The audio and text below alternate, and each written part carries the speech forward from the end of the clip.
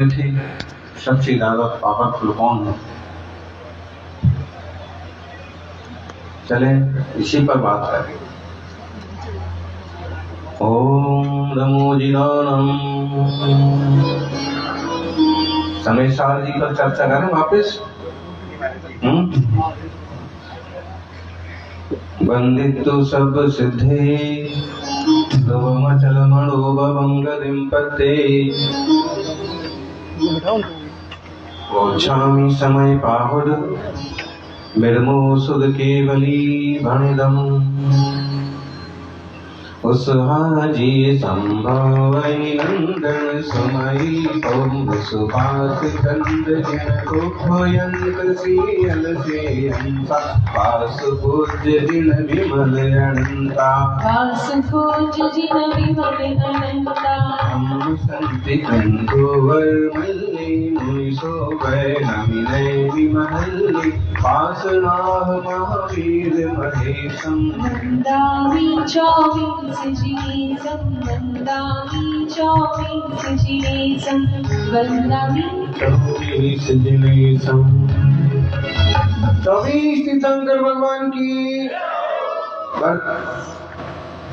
आदिम तीर्थेश्वर आदि विधाता देवादिदेव ऋषभदेव भगवान की वर्तमान जिन शासन नायक महाश्रमा वर्धमान महावीर स्वामी की आचार्य श्री आदि सागर जी महाराज की आचार्य महावीर कीर्ति महाराज की आचार्य श्री विमल सागर जी महाराज की जोर से जयकार लगाई। तपस्वी सम्राट गुरुदेव आचार्य श्री सन्मति सागर जी महाराज की बोलिए परम पूज्य पंडारी श्री चक्रवर्ती दास संत दास गौरव विश्व हितकर भक्ति में शक्ति गुरु श्रेष्ठ आचार्य भगवान श्री स्वामी सागर जी गुरुदेव की जयकारा गुरुदेव का। मत ढूंढो दुनिया में, मत ढूंढो दुनिया में सबसे खूबसूरत कौन है। मत ढूंढो दुनिया में सबसे खूबसूरत कौन है।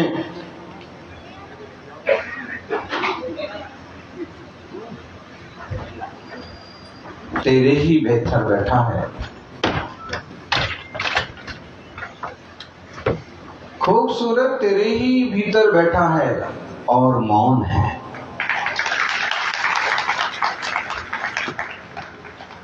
चमड़ी के खूबसूरत लोग तो बोलते भी हैं कि मैं सुंदर हूं, मैं अच्छा दिखता हूं, लेकिन जो सच में सुंदर है ऐसा चैतन्य आत्मा बोलता नहीं। आपको बोलता कौन है फिर? बाहुबली बैठे हैं, बोलता कौन है? भाई जब तक इस देह में आत्मा है तभी तक तो शरीर बोलता है। बिना आत्मा के कोई बोलता नहीं है। लेकिन आपका मोबाइल भी तो बोलता है।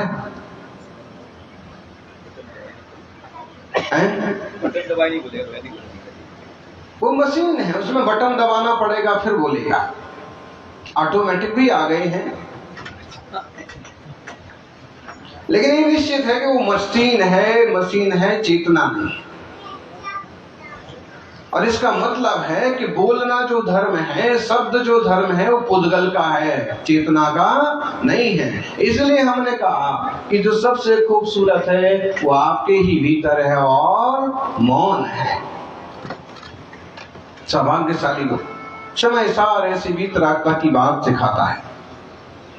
समय सार कहता है कि जो जीवों को अतत्व की उपलब्धि है, अन्यथा स्वरूप का जानना होता है, वो तो अज्ञान का उदय है। और जो जीवों की अतत्व की श्रद्धा है वो मिथ्यात्व का उदय है। जब तक मिथ्यात्व का उदय हो, अज्ञान का उदय हो, तब तक समय सार पढ़ करके भी लोग समय सारी नहीं बन पाते।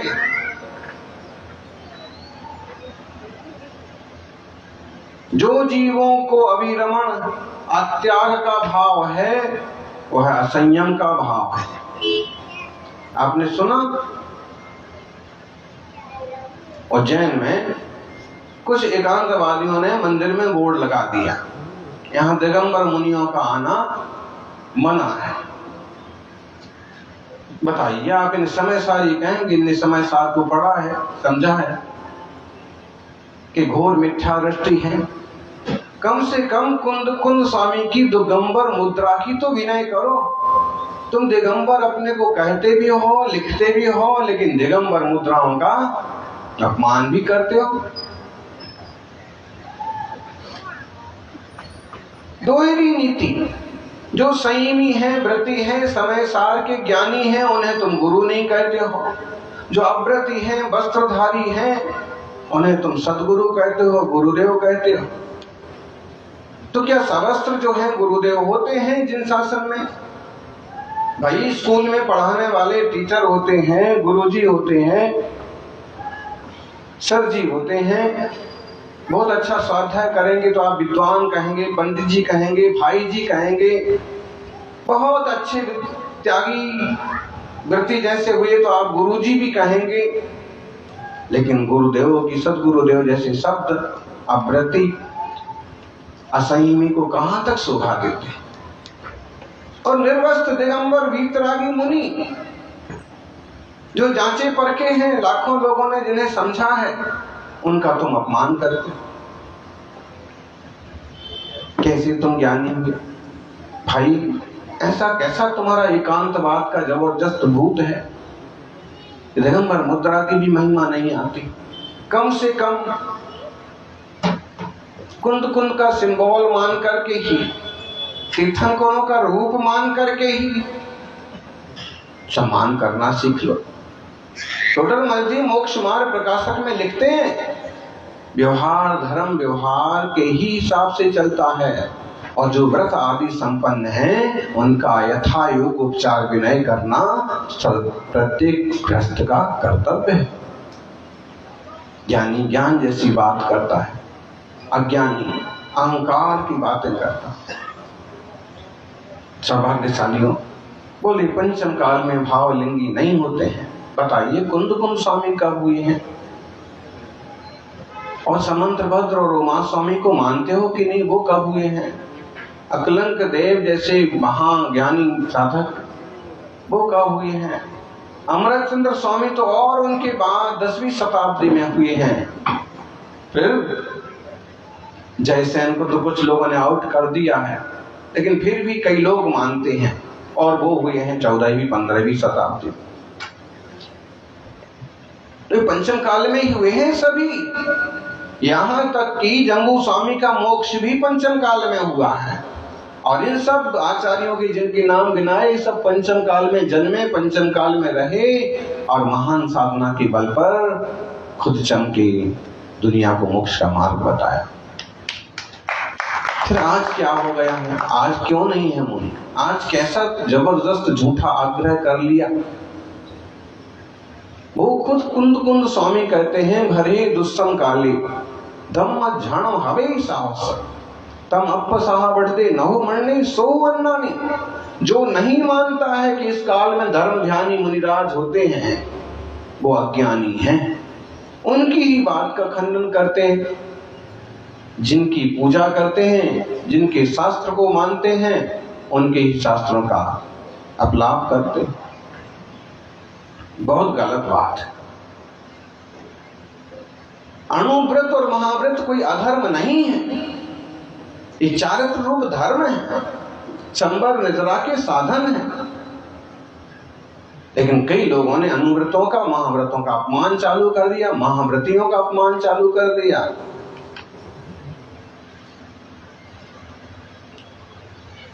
आप महाव्रत या महाव्रती का अपमान नहीं कर रहे हैं, तीर्थंकरों की मुद्रा का अपमान कर रहे हैं। जो लोग ऐसा करते हैं, जरा सा विचार करना चाहिए। भगवान के केवल ज्ञान को आधार बना के एकांतवाद का पोषण करते हैं। अरे भाई, वीतराग प्रभु ने जो देखा है सो उनके ज्ञान का विषय है, उनका ज्ञान का ज्ञेय ये सब है। उनका ज्ञान किसी का कर्ता नहीं है। कर्ता तो प्रत्येक व्यक्ति अपने कर्मों का है, अपने कर्तव्यों का है, और उसकी प्रत्येक पर्याय भगवान के ज्ञान में सकारण झलक रही है। भगवान का ज्ञान कोई निमित्त थोड़ी है आपकी गति दुर्गति में। वो सर्वज्ञ हैं, जाने देखें, अपने में आनंदित रहें। आपका जीव जिसकी प्रेरणा वो दे करके गए हैं, पुरुषार्थ करिए, व्रत स्वीकार करिए, व्रत संवर के साधनों को अपना करके आत्मशुद्धि करिए। आप उनके उपदेशों पर ध्यान दो। उनके ज्ञान में क्या झलक रहा है वो आपके ज्ञान का विषय नहीं है, लेकिन वो आपके लिए क्या संदेश दे के गए हैं ये आपके ज्ञान का विषय है। उनके संदेशों पर चलो। उनने ये नहीं कह दिया था कि हम सर्वज्ञ हो गए, हमें सब दिख रहा है और अब तुम लोगों को जैसा मन मर्जी से करना है सो करते रहना, क्योंकि हमारे ज्ञान में सब झलक ही रहा।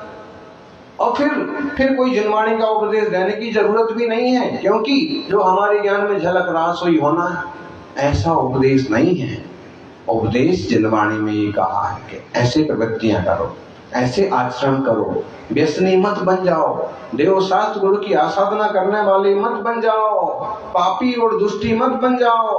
किसी की होनहार बुरी होगी तो उसे कोई रोक नहीं लेगा, लेकिन फिर भी 10 जने समझाते हैं कि भाई ऐसा नहीं करो, भाई ऐसा मत करो। ऐसे ही आज तीर्थंकरों की वाणी में आया कि ऐसे मार्ग पर मत जाओ, ऐसे मार्ग पर मत चलो। आचार्यों ने समझाया ऐसा मत करो, ऐसा मत करो। ऐसे करोगे तो तुम्हारा कल्याण होगा। हमें जो कहा है ऐसे कहते हैं, जो जो देखी वीत राग ने सो सो होसी वीरा रे, अनहोनी होसी नहीं कबहू काहे होत अधीरा है। बहुत अच्छी सूक्ति है। जब ढेरों संकटों में आप घिर जाएं, परेशान हो जाएं, तो आप इस सूक्ति को आधार बनाइए और सूरत धैर्य से संतोष से बैठिए। जो होगा सो होगा, होना तो वही है जो भगवान के ज्ञान का विषय है, कोई दिक्कत नहीं। लेकिन इसे सर्वथा नहीं पकड़िए। अभी तो इसको थोड़ा ऐसे भी ध्यान दीजिए कि क्या क्या देखी बीत राग ने, तुम क्या जाने वीरा रे। बीतराग भगवान के सर्वज्ञ प्रभु के ज्ञान में क्या क्या झलक रहा है, तुम क्या जाने वीरा रे। बीत राग की वाणी द्वारा दूर करो भव पीरा रे। बीत राग की वाणी द्वारा दूर करो भव पीरा रे। भव की पीड़ा दूर करो बीतराग भगवान की वाणी के द्वारा। उससे सम्यक दर्शन होगा, उससे सम्यक ज्ञान और सम्यक चारित्र होगा। जिन वाणी में कहा है शास्त्राभ्यास करो, और ज्ञानी लोग भी कहते हैं कि भाई शास्त्राभ्यास करो। इस युग में तो हमें एक जनवाणी माँ की ही शरण है, इस युग में तो एक स्वाध्याय ही शरण है। क्यों? क्योंकि स्वाध्याय आदि से आत्मबोध होगा, तत्व निर्णय होगा, गुरुजनों के सानिध्य में ज्ञान दर्शन चारित्र की निर्मलता बढ़ेगी और आत्मा मोक्ष मार्गी बनेगा। तभी तो देवशास्त्र गुरु के सानिध्य की जरूरत है, तभी तो किसी स्वाध्याय कराने वाले की जरूरत है। अगर कहीं कुछ चेंजिंग की संभावना ना हो, सही मार्ग पर जाने की संभावना ना हो, तो कोशिशें भी बेकार हैं। इसलिए समझें कि निमित्त उपादान की योग्यता के बल पर दोनों की क्षमता से कार्य होता है। पूर्ण उपादान भी चाहिए और पूर्ण निमित्त भी चाहिए, तब कार्य की सिद्धि होती है। दोनों निमित्त कारण उपादान का कार्य की सिद्धि में जरूरी है। हाँ, परिणाम रूप जो दशा है वो उपादान की होती है, सहयोग रूप जो दशा है वो निमित्त की होती है। निमित्त में भी उदासीन और प्रेरक, गुरुजन प्रेरक निमित्त बन जाते हैं। तीर्थंकर जिनेश्वर के जिनबिंब वगैरह उदासीन निमित्त रहते। वस्तु व्यवस्था को धैर्य से गंभीरता से जाने समझें और आत्मशुद्धि के मार्ग पर बढ़ें।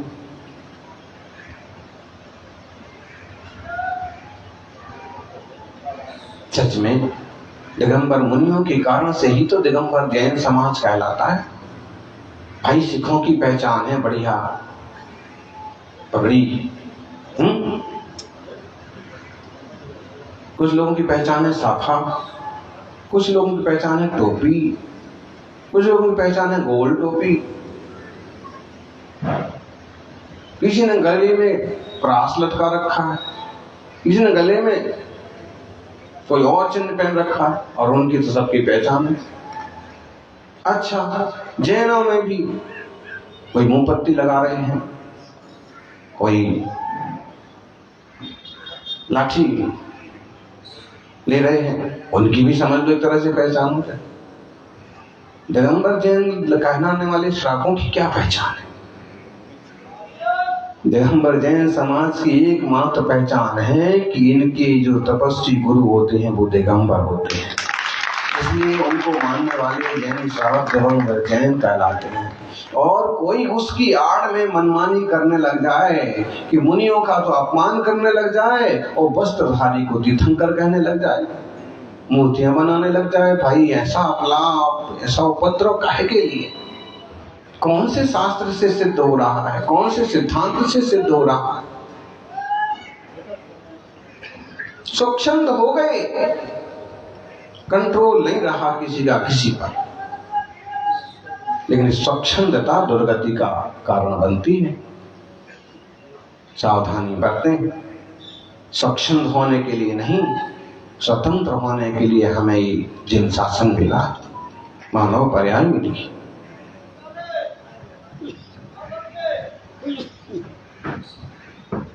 पंचम काल के अंत तक अज्ज वितीय रण शुद्धा धम्म ध्यान भवे साहस्र लोवंती देवत्ता तत्थ चुदा निबुधिम जंती। मोक्ष पाहुड़ 76-77 नंबर की गाथाएं खोल के देख लो। इस काल में आज भी रत्नत्रय से शुद्ध साधकों के दर्शन हो सकते हैं, कम हो सकते हैं। माना कि मार्केट में असली सोना कम है और आज नकली सोना बहुत ज्यादा आ गया है, बेल्टेक्स बहुत ज्यादा आ गया है। माना कि मार्केट में 90% नकली सोना आ गया है, तो भी मार्केट में 10% शुद्ध असली सोने की संभावना आज भी है।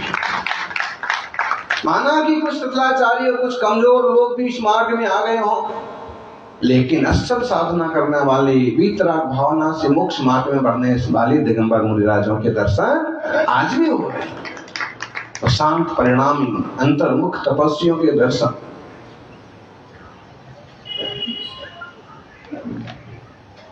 हमसे लोग पूछते हैं, दिल्ली में आके आपने क्या किया? उनने ऐसा बना दिया, उनने ऐसा बना लिया, ऐसा कर दिया, इनको बुला लिया, आपने क्या किया? हमने कहा भाई हमने तो कुछ नहीं किया। तो दिल्ली आके क्या किया आपने? फिर भाई ना हमने कुछ किया है ना कुछ करना है, जैसे आए ऐसे ही निकलना है। करने धरने के चक्कर में बहुत ज्यादा क्लेश हो जाते हैं, और हम तो गायक और शांत स्वभाव में रहने वाले जीव हैं, और जो कुछ होना होगा सो आप होता चला जाता है। 4 रोज से चले गए, आज अच्छा दिन है, चलो वहां पर भूमि पर शांति धारा हो जाए, भूमि शुद्धि हो जाए। कभी आप बनाएंगे वहां पर बड़ा हॉस्पिटल, उसका नाम औसत दानव रखिए। सहज रूप से कुछ होता जाए तो होता जाए, निमित्त अच्छे मिलते जाएं। जिनको लाभ लेना होता है वो लेते हैं, आगे आ करके श्रावक योजना बनाते हैं। हम पावापुर बनाएंगे, आमिर भगवान को बिठाएंगे, पंच कल्याणक दिखाएंगे, हम ऐसा करना चाहते हैं, हम ऐसा करना चाहते हैं। खूब आनंद से करो भाई। और बड़ा करना चाहते हो तो लक्ष्य दीपोत्सव करो, लक्ष्य निर्वाण मोदक समर्पण का कार्यक्रम करो, ठीक है। अब बहाना जितनी बड़ी हो उतना अच्छा कर लो। बाकी चलत बैल को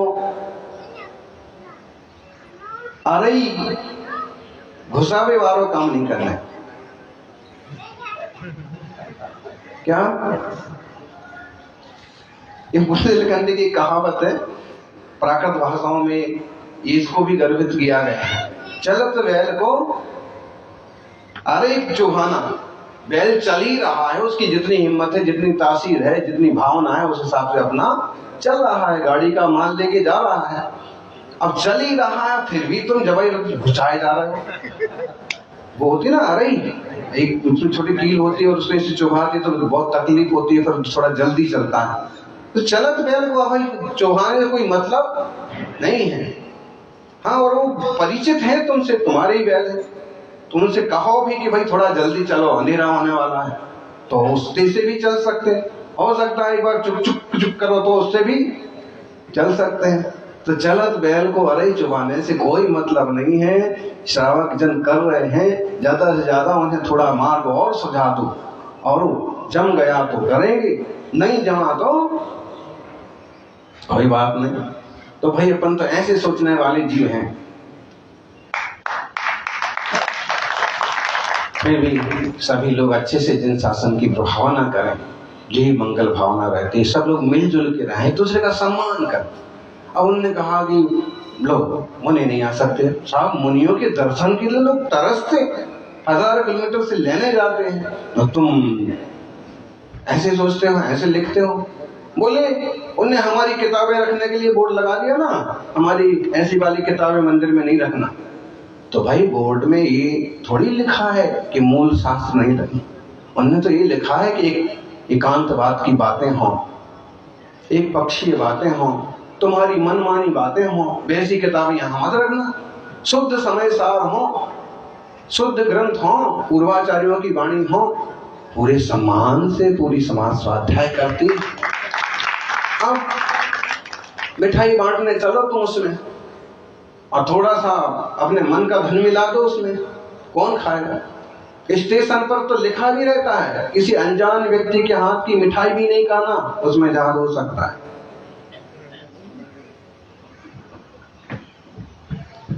मिठाई को मिठाई के रूप में पेश करो, अपना अपना जोड़ के मत करो। खैर, हम समय सार जी के स्वाध्याय पर ही चल रहे हैं।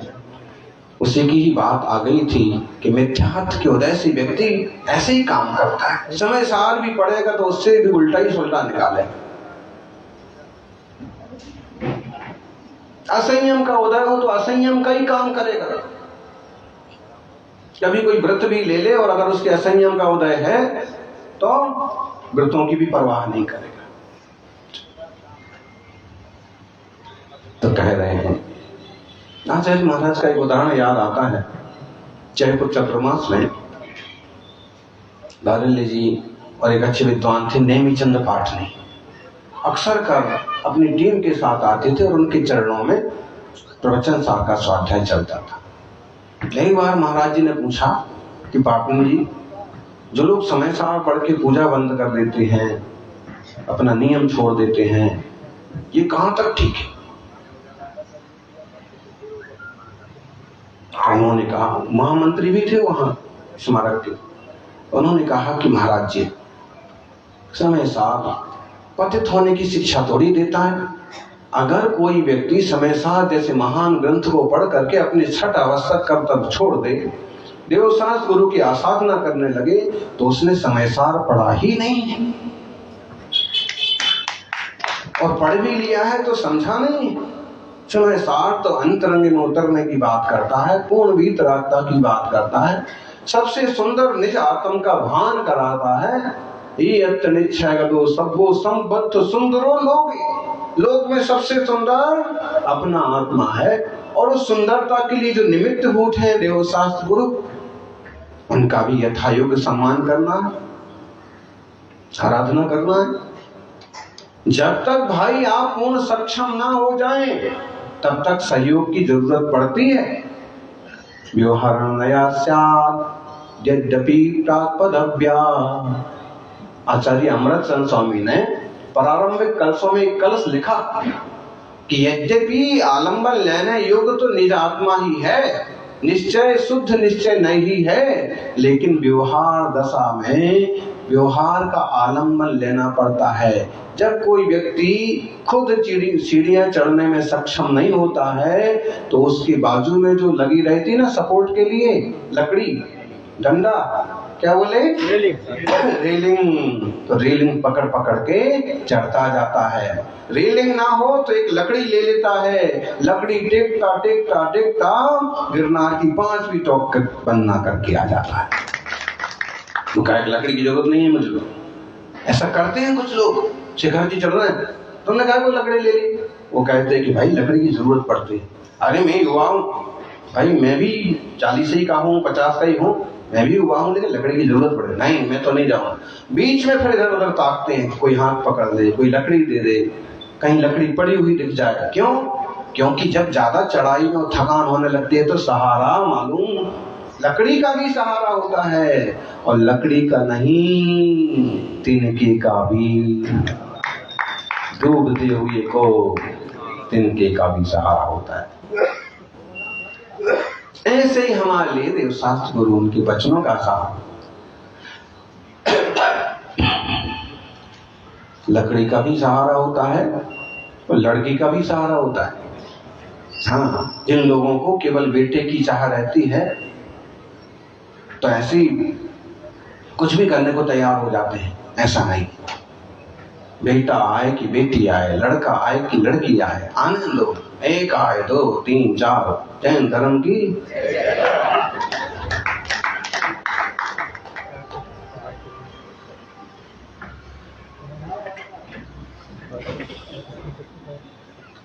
समझो, अब कहोगे समय सार में ही कहाँ लिखा? भाई समय सार में लिखा है कि जो जीवों को अविरमण का भाव है, अत्याग का भाव है, असंयम का भाव है, वो असंयम का उदय है। अब जिनको असंयम का उदय है वो असंयम जैसे काम करेंगे। अब जब वैसे ही काम करना है तो कुछ ऐसा करते जाओ कि उसमें भी कहीं ना कहीं कोई अच्छी संभावना बने। और जो जीवों को जान बने की स्वच्छता से रहे, कलुष या मलिन उपयोग है, कसाय का उदय है। अपना उपयोग कभी कलुष होता है, मलिन होता है कि नहीं होता है? आज तो बहुत गुस्सा आ रहा है, और कभी बहुत शांत होता है, आज बहुत अच्छा लग रहा है। हाँ, लगता है। और कभी आपको आप सुबह उठ करके और कभी ऐसा चिड़चिड़ापन लगे, कभी ऐसे एकदम फ्रेश, कभी दिन भर आप एकदम फ्रेश रहेंगे, कभी तो बोली कसाय का उदय है, तुम पकड़ नहीं पा रहे हो। समझ में ना, हर व्यक्ति हर चीज नहीं पकड़ पाता है। चूहा सूंघ करके जितनी तेजी से पकड़ता है आप नहीं पकड़ सकते। सबकी अपनी अपनी क्षमता होती। कुत्ता सूंघ करके कहां से कहां तक खोज लाता है अपराधी को। ये सुगंध बंद करवाने जा रहे हैं इनको आगे। यही बात है, जरूरी है, नहीं तो लोग यहाँ की बजाय वहां होंगे। इंद्रियों की अपनी अपनी क्षमता है, कसायों के अपने अपने ओहदे आदि हैं, और वो काम करती रहती हैं। ये अविरतियां, ये कसाएं भी तो एक तरह का कर्मों का विपाक है, विकारी विभाव रूप परिणाम है। वो कोई शुद्धात्मा थोड़ी है। ये बात ठीक है कि वो अनादि काल से आत्मा से एक में हो करके और हमें प्रभावित कर रहे हैं, लेकिन हमें ये निर्णय कर लेना चाहिए कि जड़ जड़ है, चेतन चेतन है, विभाव विभाव है, स्वभाव स्वभाव है। भाई दीपक का काम क्या है?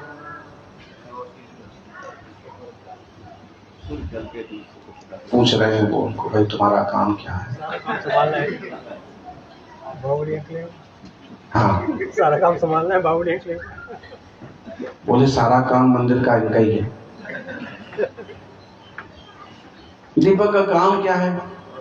दीपक प्रकाशक होता है, उसका काम है प्रकाशित करना, दिखाना।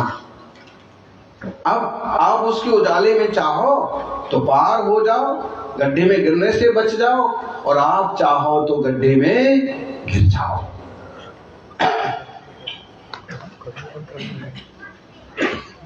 ऐसे कहा है भगवती आराधना में, चक्षुषदंसनस सारो सपादि दोष परिहरणम चक्षु होई निरुद्धम दठूण विलेपडंतस्स। भगवती आराधना बहुत सुंदर ग्रंथ है। इसमें कहा है कि चक्षु के दर्शन का फायदा क्या है? तो फायदा ये है, सांप आदि दिख जाएं तो उनसे हटके निकल जाओ, गड्ढा हो उसमें से गिरने से बच जाओ।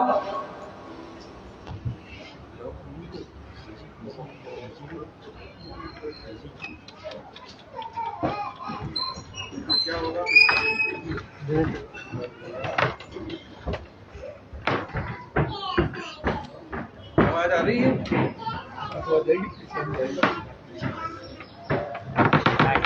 यहाँ भी आ जाएगा।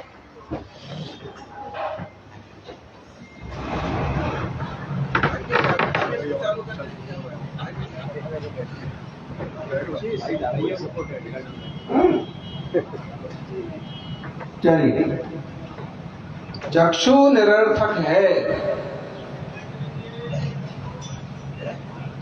भाई। आंखों से देख करके भी अगर कोई बिल में पड़ता है, गड्ढे में गिरता है, तो आंखों होने का मतलब क्या है? कभी कभी आप बोलते हैं कि भाई देखता नहीं क्या? अच्छा, पीछे से आगे से कोई टकरा जाए तो आप क्या बोलते हैं? सीधा थोड़े से आक्रोश में हो तो क्या बोलते हैं? अंधे हो क्या? मतलब यह है कि अगर अंधे नहीं हो तो तुम्हें देखना चाहिए। ऐसे ही हम जिनवाणी पढ़ पढ़ करके और अगर विपरीत मार्ग पर चले जाएं तो अरहंत प्रभु कहेंगे कि तुम अच्छा इंसान का पर्याय पाके, जिन धर्म पाके और दुर्गति में चला गया, अंधे हो क्या? मिथ्यात्व के अंधे नहीं रहना है, अज्ञान के असंयम के अंधे नहीं रहना है। जो जीवों का शुभ और अशुभ रूप परिणाम है, मन वचन की काय की चेष्टा है, वो सब योग का उदय है। योगों का उदय है तो सब कुछ चल रहा है, और योगों का उदय नहीं है, क्षमता नहीं है, तो देखो हाथ पांव नहीं चलेंगे, सिर्फ आंखों से देखते रहो। ये अंग खराब हो गया, वो अंग खराब हो गया, जीव खराब हो गया। तो इस टाइप से प्रवृत्तियां होती हैं। ए देशु हे दुभूदेशु कम्मय्य बग्गणागयं जंतु परिणाम दे अट्ठविहं नाना वर्णादि भावे। 135 नंबर की समय सारणी का पक्का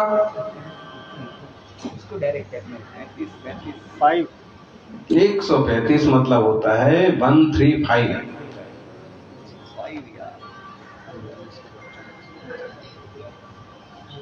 जो अभी बातें कही हैं उनके लिए कह रहे हैं, ए देशु हेतु भूदेशु कम्मय्य बग्गणा गयम जंतु परिणाम दे अट्ठविहम नाना वर्णादि भावे हिम। इनके निमित्त भूत होने पर, किनके निमित्त भूत होने पर? मिथ्यात्व, अविरति, असंयम, योग। इनके निमित्त भूत होने पर कर्मा वर्गणा आकर प्राप्त होकर 8 कर्म रूप से परिणमित हो जाती हैं।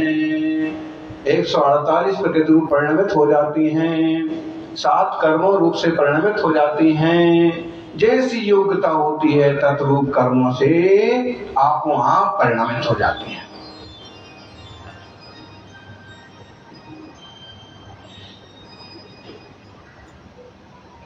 क्यों हुआ ऐसा? जीव के परिणामों का निमित्त पा करके। तम खलु जीव निबद्धम 136 में जाता।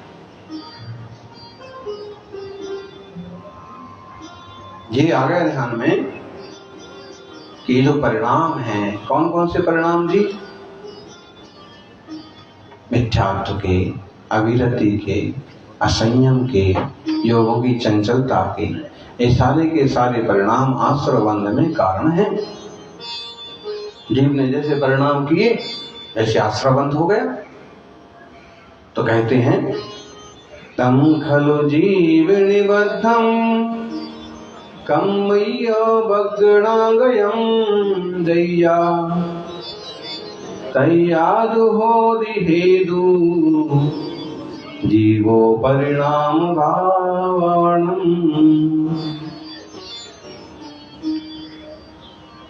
तम खलु जीव निबद्धा कम्मय्य बग्गणागयं जय्या। निश्चय से जिस समय वे कार्माण वर्गणाएं आकर जीव में बंधती हैं, उस समय उन अज्ञान आदि परिणाम भावों का कारण स्वयं जीव होता है। परिणाम किसके हैं जी? जीव के हैं वो। भले वो पुद्गल प्रकृतियां कर्म रूप से बंधी हैं, लेकिन परिणामों का निमित्त किसका हुआ? जीव का हुआ। बात ये ठीक है कि जीव भिन्न है, पुद्गल भिन्न है, लेकिन जीव अपने रागादि परिणामों से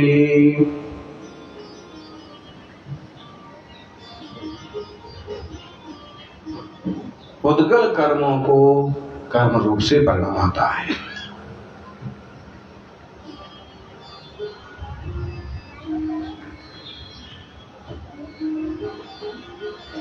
परद्रव्य की प्रवृत्ति हुई, मिथ्यात्व में पर को अपना माना, स्व को भूल गया। अभी आप सुन रहे थे ना, अपनों में नहीं अपने में रहो।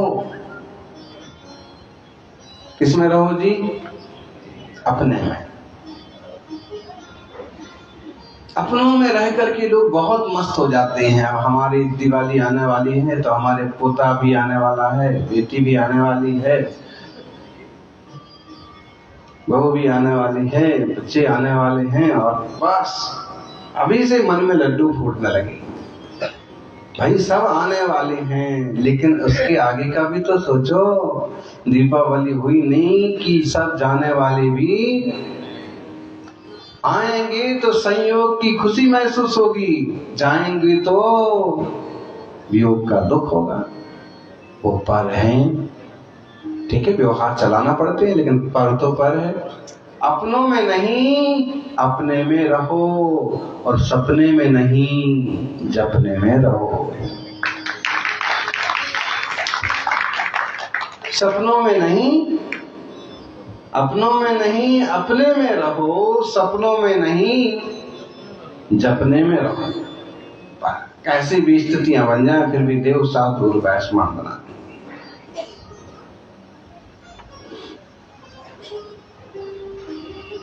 सबसे ज्यादा पावरफुल कौन है? बोलो जी, गोधा जी, सबसे ज्यादा पावरफुल कौन है? City king.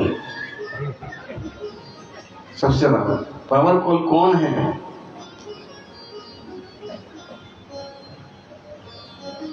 देखो, अब ऐसे आप भले व्यवहार से कहो कि प्रधानमंत्री सबसे ज्यादा हो, 56 इंच का सीना, ठीक है, ऐसे कह सकते हैं, लेकिन वास्तव में आत्मदृष्टि से विचार करें, आत्म कल्याण की तरफ से देखें, तो सबसे ज्यादा पावरफुल आपका अपना आत्मा ही है। देखो, जिन जीवों ने ठान लिया वो साधना के रास्ते उतर गए और कठिन साधना करके भी कैसे आनंदित हैं। ये उनकी शक्ति का व्यक्तीकरण है। पावरफुल आप हैं। आपने एक नियम लिया, कई सारे श्रावकों ने, अभी बाहुबली में भी कई सारे श्रावकों ने रात्रि भोजन का त्याग किया। अब इसमें आपको एक तरह की शक्ति का उपयोग करना पड़ेगा। फिजिकली शक्ति नहीं होगी, वो बाहरी शक्ति नहीं होगी, वो आपकी अंतरंग प्रतिज्ञा, संकल्प वाली शक्ति होगी कि अभी ये व्रत है, इन्हें निभाना है।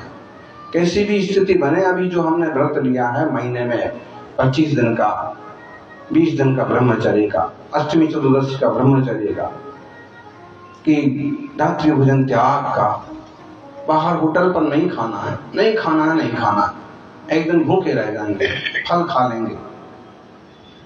मतलब है इसमें जो अंतरंग शक्ति लगती है, ये शक्ति धीरे धीरे धीरे धीरे बढ़ती है और फिर उस रूप में आती है कि गज कुमार मुनिराज के माथे पर सिगड़ी जलती रहे लेकिन फिर भी डिगते नहीं। बाहुबली स्वामी के शरीर पर बेलें चढ़ जाएं फिर भी डिगते नहीं हैं और देह और जीव को भिन्न करके आत्मा से परमात्मा हो जाते हैं। ऐसे अपने निज भगवान आत्मा को हम सब उपलब्ध हों, कार्माण वर्णाओं के प्रपंच से मुक्त हों और ज्ञायक स्वभाव को उपलब्ध हों। तीर्थंकर महावीर स्वामी ने यही किया। उन्होंने कर्मों पर विजय पाई, सारे विकारों को नष्ट किया। भाई मारा जाता है विकारों को, और जो विकारों को नहीं मार पाता है लोग उसे मारते। रावण एक अपने विकार को नहीं मार पाया, आज तक लोग रावण को जला रहे हैं। और देखिएगा उस रावण में केवल एक विकार था और ये मारने वाला जो आया है ना, इसमें तो उससे भी ज्यादा विकार है। अगर कोई ऐसी मशीन आ जाए कि इस बार रावण वही व्यक्ति मारेगा जिसने एक बार भी परिस्थिति के बारे में गलत ना सोचा, उसी दिन से देश में रावण दान बंद हो जाए।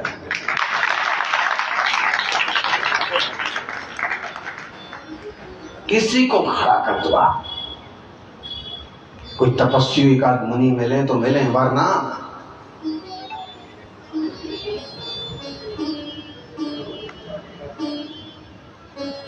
और ऐसी मशीन आ भी जाएगी फिर अपन ही करवाएंगे, लेकिन वो लोग मशीन के सामने नहीं आएंगे। लाइव डिटेक्टिव लाइव डिटेक्टिव तो है ही है। फिर भी खैर, इसीलिए महावीर स्वामी सीधी सीधी बात करते हैं कि आत्मा की शुद्धि करो तो सब मंगल होगा।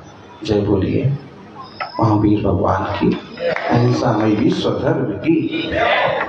बोले परम पूज्य चतुर्थ पट्टाधीशाचार्य भगवान ईश्वर श्री शारदा जी गुरुदेव की जय।